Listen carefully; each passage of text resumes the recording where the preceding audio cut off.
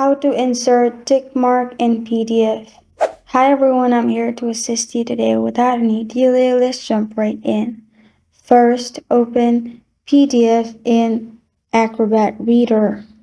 Then, at the top, click on e-sign. After you've clicked on e-sign, you'll find e-sign pop up on the left side.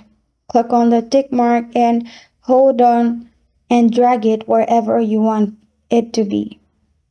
After you have dragged it, you can simply click on it and it will be placed in that place.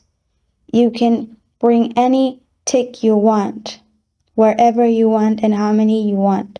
To delete, you can simply click on it and click on the trash option at the top and it will be deleted. This is how to insert tick mark in PDF.